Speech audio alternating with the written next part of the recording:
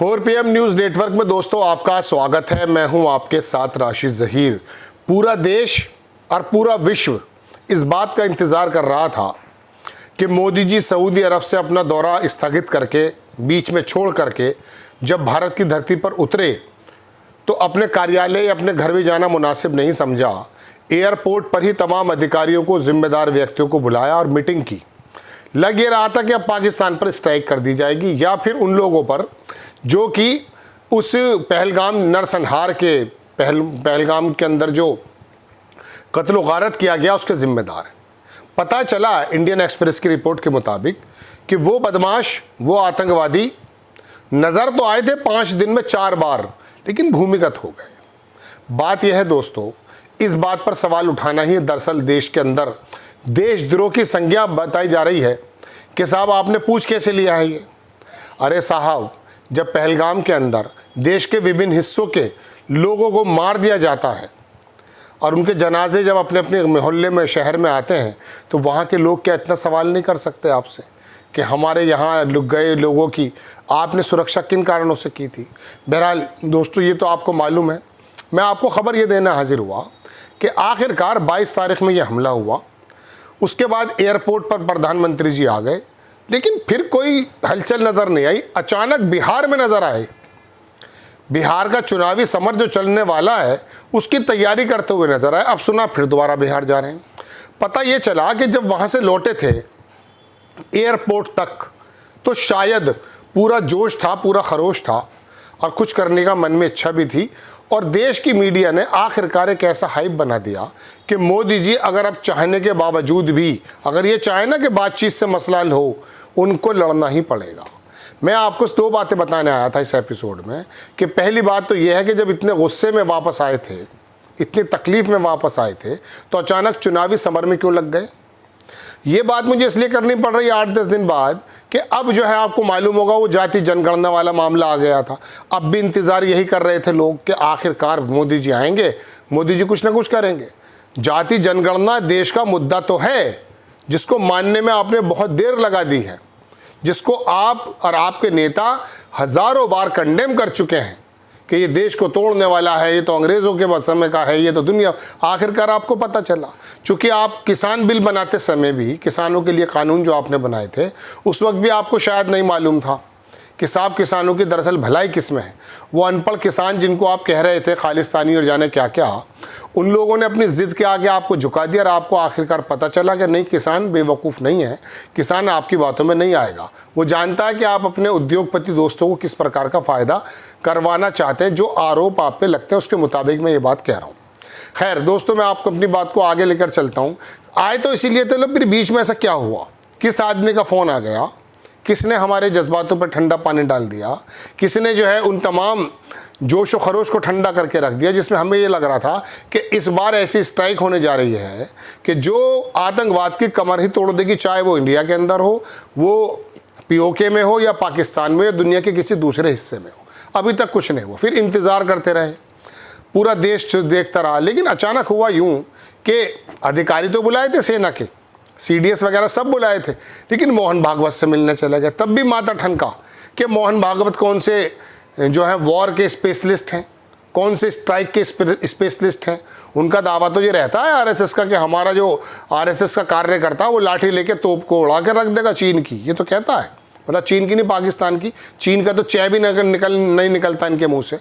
तो दोस्तों बात यह है कि फिर अजीब माथा ठनका। अब तीसरी बात जब ये आई कि उम्मीद ये की जा रही थी कि अब 24 घंटे में, 36 घंटे में ये फैसला होने वाला है, हुआ नहीं। वो पता चला कि साहब जाति जनगणना हो गई। अब रिपोर्टर अपनी जो पुरानी बातें उन्हें ढूंढ कर डिलीट कर रहे हैं, क्योंकि वो तो अपना थूका हुआ खुद कैसे चाटें बताइए, मगर लोग तो उनके सामने रख रहे हैं। बहुत सारे रिपोर्टर्स की बात आई है। अब बात यह है दोस्तों, आए तो थे वो गुस्से में ही, आए तो थे जोशो खरोश के साथ ही, लेकिन बीच में इस बीच कुछ हुआ है।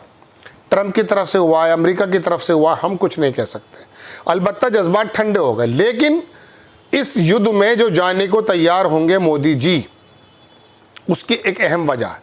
अभी तक भारतीय जनता पार्टी या केंद्र सरकार के बड़े बड़े नेता, अमित शाह हों, राजनाथ हों, मोदी जी हों, किसी ने भी एक बार भी पाकिस्तान का नाम नहीं लिया है। बहुत ध्यान से सुनिएगा, पाकिस्तान, PAKISTAN, पाकिस्तान का नाम नहीं लिया अभी तक भी। मैं बहुत ध्यान से देख रहा हूँ। तो फिर जब पाकिस्तान का नाम नहीं लिया है, छोटी मोटी झड़पें चल रही, तो फिर क्या होगा?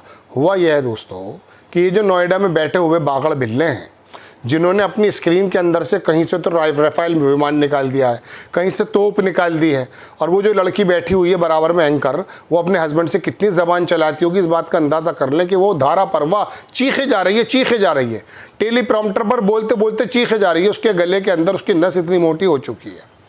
वो दरअसल मोदी जी को, भारत सरकार को इतना ज़्यादा टेरराइज या इतना ज़्यादा मैं कह सकता हूं कि पशुपेश में डालने के लिए काम कर रहे हैं कि बस अब हमला हुआ और तब हमला हुआ। तो अब की बार तो ये हमला अगर होता है तो याद रखिएगा, इसके अंदर तो मीडिया का बहुत हाथ है। भाई हमारे आला कमान के नेता ने एक बार पाकिस्तान का नाम नहीं लिया है। और दूसरी बात यह है, उसको इंटरनेशनल लेवल पर जिस प्रकार से उसको धर पकड़ना चाहिए था आतंकवाद के मुद्दे पर, वो हम पकड़ नहीं पा रहे हैं। अलबत्ता मार्को रूबियो जो अमेरिका के विदेश मंत्री गालिबन, उनकी से बात हुई है। लेकिन बात यह है दोस्तों, ईरान अलग बोली बोल रहा है, चीन अलग बोली बोल रहा है, और टर्की अलग बोली बोल रहा है। तमाम दुनिया इसके अंदर आइसोलेट तो किया जाए पाकिस्तान को, मगर आइसोलेशन के बारे में अगर मैं आपसे कहूँ कि नेपाल से हमारे ताल्लुक़ बेहतरीन हैं, श्रीलंका से, वहाँ पर चीन का तमाम पोर्ट बने हुए हैं, तमाम चीन की बातें कह रहे हैं। बांग्लादेश का यूनुस क्या कहकर आया चीन में? चीन ने अपना विमान भेजा, यूनुस को बुलाया, और यूनुस ने जाकर वहाँ क्या कहा? चिकन नेक के बारे में बताइए क्या कहा, बंगाल खाड़ी के बारे में क्या कहा, वेव वक्त बंगाल के बारे में। गोया कि उसने ये जताया कि मैं यहाँ का वो हूँ, आप कुछ भी कर सकते हैं, मैं आपके साथ बहुत ज़्यादा ज़बरदस्त पार्टनर हूँ। अफ़गानिस्तान से, ईरान से, मिडिल ईस्ट से, और तमाम जो है पाकिस्तान तो छोड़ दिए, चीन से, और तमाम हमारे ताल्लुक़ क्या है। बात यह है कि भूटान से हमारी जो जड़ें होती थी वो भी बहुत कमज़ोर हैं दोस्तों। तो बात यह है कि पाकिस्तान को घेरने की जगह हम लोग क्या बात कर रहे हैं, यहाँ का मीडिया मोदी जी को प्रवोक कर रहा है कि आप जाइए टैंक पर बैठ जाइए और जाके हमला कर दीजिए। अरे भाई, ये नोएडा के जो बागड़ बिल्ले हैं, ये आपकी मर्ज़ी के बिना नहीं भौंक रहे हैं। ये भौंकते ही जब हैं जब आपकी तरफ से इशारा आता है, चूँकि आप तो किसी का भी फ्यूज़ ख़त्म कर देते हो। तो बात यह है दोस्तों कि ये जो नोएडा का मीडिया है, ये जो गोदी मीडिया, इसने ये हाइप कर दिया है। अब ऐसे में बार बार ध्यान भटकाने के लिए मोदी जी नए नए काम कर रहे हैं। जाति जनगणना ले आए, मोहन भागवत से मिलाए, बिहार चले गए, तमाम चीज़ें। अरे रुक जाओ भाई। लेकिन बहरहाल कोई ना कोई तो ऐसा मसला है कि किसी चीज़ से ध्यान भटकाने की कोशिश कर रहा है नोएडा का मीडिया। बिना मर्जी के वो काम नहीं कर सकता, लेकिन मजबूरी भी यही पैदा कर रहा है कि देखिए हम ये कर देंगे, हम वो कर देंगे। अरे भैया, पहले आइसोलेट करने की बात करो। इंटरनेशनल लेवल पे जो कूटनीति प्रोग्राम्स होते हैं किसी भी देश को घेरने के, वो काम होने चाहिए। तो दो खबरें दोस्तों मैं बताना चाहता था कि अचानक मोदी जी का गुस्सा या मोदी जी का जोश, वो ज़्यादा या तो होश में है, कंट्रोल क्यों हो गया।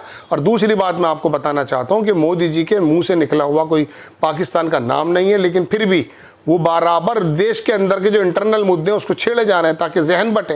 लेकिन गोदी मीडिया है कि मानता नहीं है, मोदी जी को लड़ाकर छोड़ेगा, भारत को लड़ाकर छोड़ेगा। हमें पूरा का पूरा अधिकार है कि हमारे जो लोग मारे गए हैं उनका पूरा का पूरा बदला लेना, लेकिन बदले सिर्फ युद्ध पर नहीं हुआ करते, बॉर्डर पर नहीं हुआ करते, दुनिया से उसको आइसोलेट कराना भी हमारा काम है। भारत की एक इज्जत है, पोजीशन है, पूरी दुनिया हमसे कारोबार करना चाहती है, हमारी शर्तों पे काम होगा। तो पाकिस्तान जैसे भूखमरे मुल्क को हम आराम से आइसोलेट कर सकते हैं, लेकिन पता नहीं गोदी मीडिया क्या चाहता है। आपको खबर कैसी लगी अपनी राय कमेंट्स बॉक्स में ज़रूर दीजिए। चैनल को सब्सक्राइब कीजिए, शेयर कीजिए। नेक्स्ट टाइम में किसी खबर के साथ हाजिर होता हूँ। जय हिंद।